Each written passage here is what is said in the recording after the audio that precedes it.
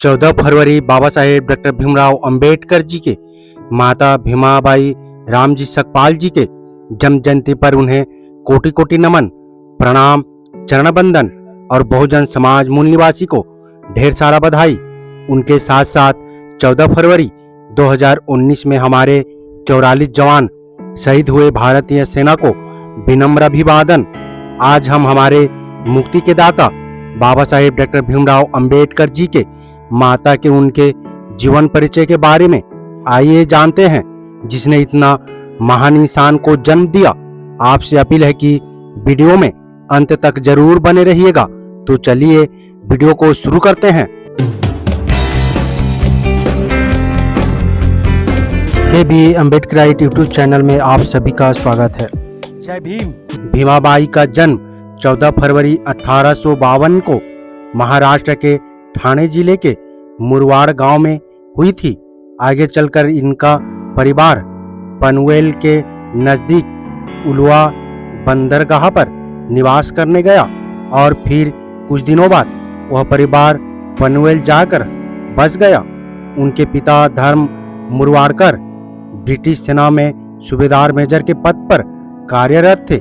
उनका परिवार क्षेत्र का सम्मानित परिवार था और उनके सभी 6 चाचा भी ब्रिटिश सेना में महत्वपूर्ण पदों पर थे। स्वाभाविक है कि उनका रहन सहन बड़ा ठाट बाट का था। सूबेदार मेजर अपनी बेटी धर्मा मुरवाड़कर के लिए वन ढूंढ रहे थे। उसी समय ब्रिटिश सेना में रामजी मालोजी सकपाल सैनिक रूप में भर्ती हुए थे। इत्तेफाक से सूबेदार मेजर धर्मा मुरवाड़कर का तबादला उसी टुकड़ी में हुआ जिसमें रामजी सकपाल सैनिक थे और उनकी भेंट रामजी सकपाल से हुई तो वो रामजी के व्यक्तित्व से बड़े प्रभावित हुए। धीरे धीरे उन दोनों के बीच घनिष्ठ संबंध स्थापित हो गए। सूबेदार मेजर धर्मा ने अपनी बेटी का विवाह रामजी सकपाल के साथ करने का निश्चय कर लिया, लेकिन कहाँ वो मेजर सूबेदार और रामजी मालोजी सैनिक। इसके अतिरिक्त उनके परिवार में आर्थिक समानता भी बहुत अधिक थी, जिसके कारण मेजर धर्मा के परिवार के लोग इस प्रस्ताव का विरोध किया, लेकिन अंत में सभी सहमत हो गए और रिश्ता पक्का हो गया। 1865 को धर्मा मुरवाड़कर ने अपने बेटी भीमा मुरवाड़कर का विवाह रामजी सकपाल के साथ कर दिया। उस समय भीमाबाई की उम्र 13 वर्ष और रामजी सकपाल का उम्र 21 वर्ष का था। भीमाबाई बड़ी बातूनी, स्वाभिमानी, जिद्दी और धर्मपरायण स्वभाव की थी। उनका रंग गोरा, आंखें बड़ी बड़ी और आकर्षक थी, बाल घुंघराले, ललाट चौड़ा तथा नाक थोड़ा चपटी थी। भीमाबाई के विवाह के बाद भी आर्थिक विपन्नता के कारण मायके में उनकी मां के अतिरिक्त उनसे कोई बात नहीं करता था। मायके वाले के इस तरह के व्यवहार को वो सहन नहीं कर सकी और उन्होंने अपने मायके वाले से दृढ़ संकल्प के साथ कहा कि मैं तभी मायके जाऊंगी जब जेवरों से भरी पूरी अमीरी प्राप्त करूंगी, तब तक मेरी प्रतीक्षा न की जाए।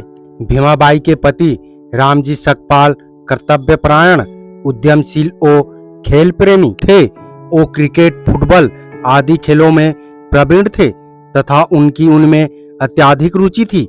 खेलों में उनकी यह रुचि उनके एक अंग्रेज अधिकारी के नजर में आई।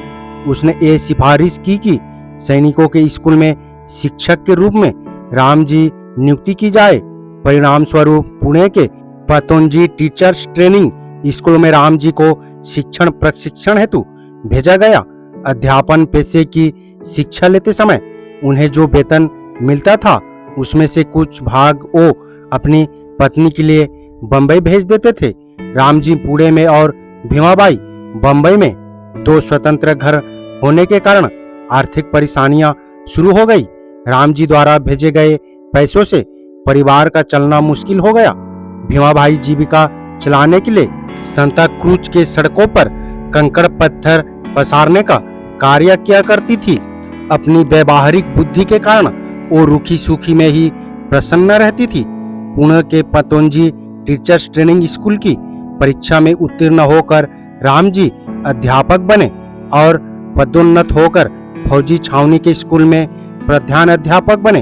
वो प्रधान अध्यापक के पद पर 14 वर्षों तक कार्यरत रहे और अंततः उन्हें सूबेदार मेजर की पद पर पदोन्नति हुई।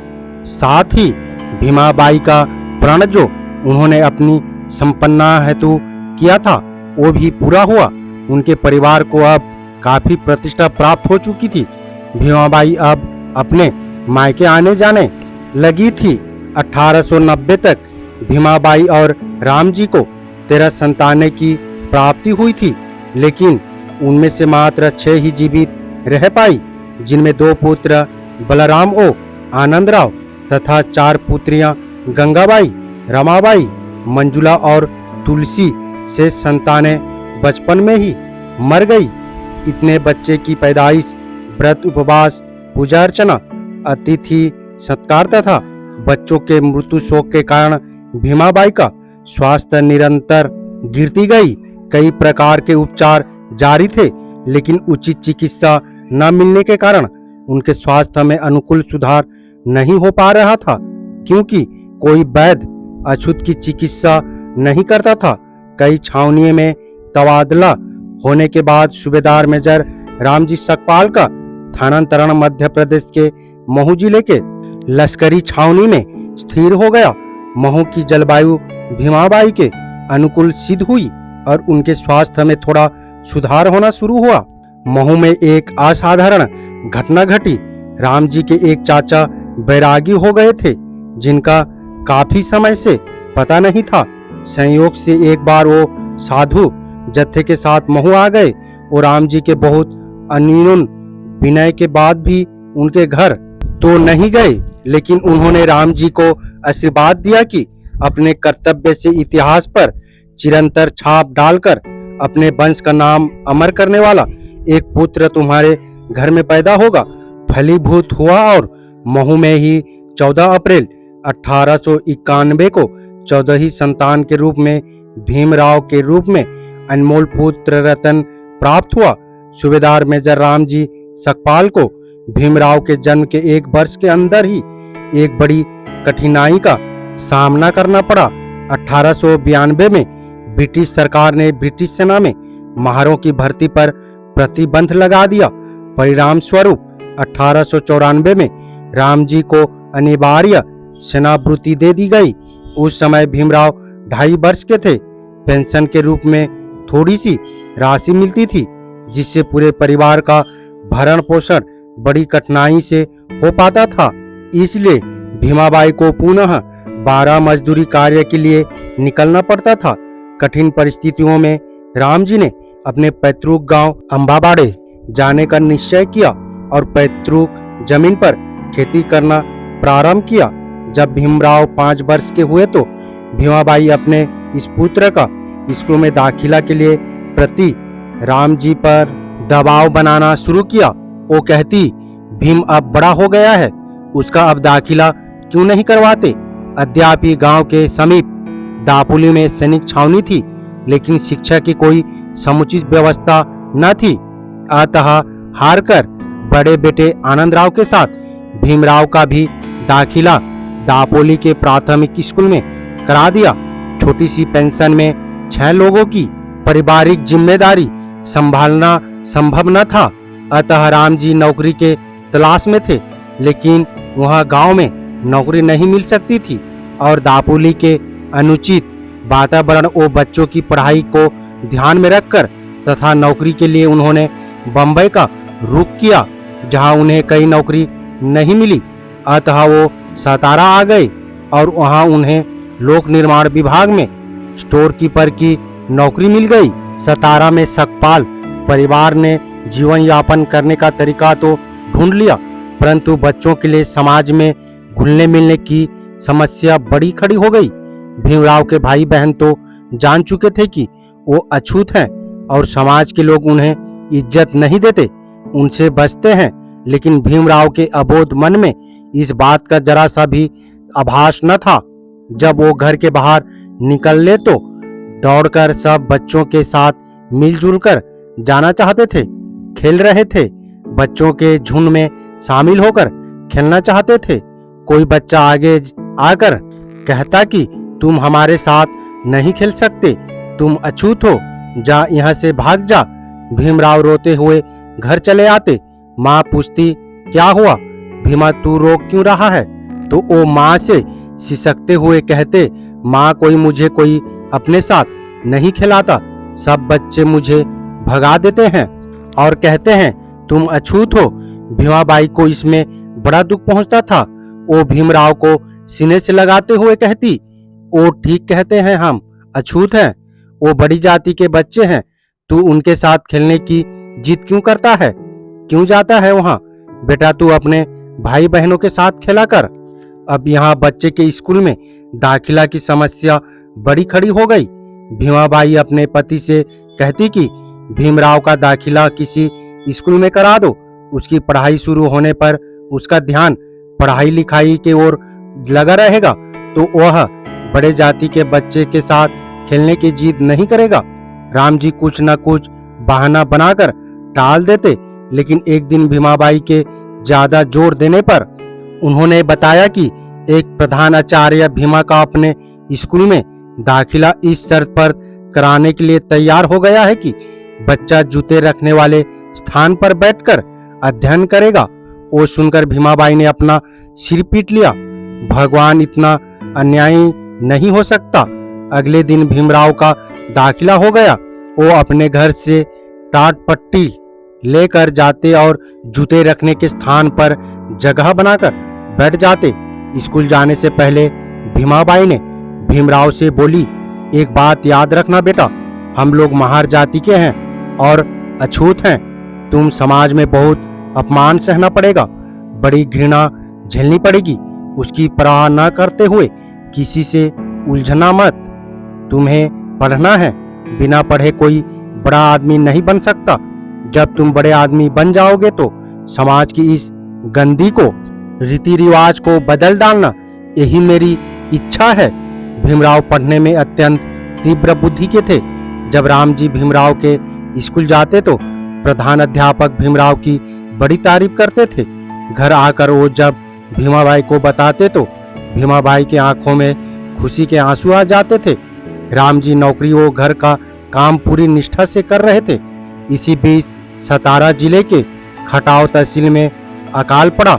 सरकार ने राहत के कार्य शुरू किए। इस कारण राम जी सकपाल का तबादला कोरेगांव हो गया और वो अकेले ही कोरेगांव चले गए। पूरे परिवार की देखभाल का पूरा भार पुनः भीमाबाई के कंधे पर आ गया। भीमाबाई भीमराव की शिक्षा हेतु उनकी देखभाल में कोई कमी नहीं छोड़ना चाहती थी। इस कारण वो अपने स्वास्थ्य का ध्यान नहीं रख पाती थी। इस प्रकार भीमाबाई के भविष्य के बारे में सुनहरे सपने देखते रहते थे। एक दिन भीमाबाई बीमार पड़ गई। राम जी ने भीमाबाई की बड़ी देखभाल की, बहुत भाग दौड़ की, लेकिन सब बेकार गया, क्योंकि उन्हें एक ऐसे वैद्य की जरूरत थी जो उनके रोग को पहचान सके और सही दवा देकर उनको रोग से, चंगुल से छुड़ा सके। लेकिन एक अछूत के घर कोई वैद्य आने का तैयार नहीं हुआ, क्योंकि उनका धर्म भ्रष्ट हो जाता। सभी अच्छे वैद्य ऊंची जाति के थे। वैद्य अपना धर्म बचाते रहे और भीमाबाई उचित इलाज और दवा के अभाव में भीमराव के भविष्य के सुनहरे सपने अपने आंखों में लिए 18 मई 1897 को अपनी आंखें को सदैव के लिए बंद कर लिया। उस समय भीमराव की उम्र 6 वर्ष की थी। मां की मृत्यु पर भीमराव बहुत रोए। भीमाबाई इस बात का सदैव ध्यान रखती कि भीमराव कभी भूखा न रहे। उसी मां के मरने पर भीमराव कई दिनों तक रोटी को हाथ नहीं लगाया। पिता राम जी ने भीमराव को बहुत समझाया, बेटा यदि तुम ऐसे ही रोते रहोगे तो तुम्हारी मां के सपने का क्या होगा? तुम नहीं जानते तुम्हारी मां के आंखें में तुम्हें बड़ा आदमी बनने के कितने सपने थे। बेटा उठो, खाना खाओ और पढ़ाई में लग जाओ, वो सपने तुम्हें पूरे करने हैं। अगले दिन से भीमराव नियमित स्कूल जाने लगे। मां के आंखों के सपने अब उनके दिलो दिमाग में थे। उम्मीद करता हूँ वीडियो को समझ गए होंगे। अगर समझ गए हैं तो अपने परिवारजनों को, दोस्तों को मूल निवासी SC ST OBC Bahujan Samaj को शेयर जरूर करें ताकि उन्हें भी पता चल सके, जानकारी हो सके। मेरा आप सभी बहुजन समाज मूल निवासी अम्बेडकरवादियों से अपील है, हम अपने समाज को जागरूक करने के लिए बहुत मेहनत करते हैं और अम्बेडकर विचारधारा वाले वीडियो को लाते रहते हैं। आपकी एक सब्सक्राइब हमारे हौसले को बुलंद कर हमें दोगुनी हौसला प्रदान करता है, मजबूत करता है। इसलिए आप सभी से गुजारिश है कि हमारे चैनल को सब्सक्राइब करके हमें सपोर्ट जरूर करें ताकि हम अगले नए वीडियो डालें तो आप तक नोटिफिकेशन जा सके और कुछ महत्वपूर्ण जानकारी मिल सके। धन्यवाद। जय भीम, जय संविधान, जय मूल निवासी।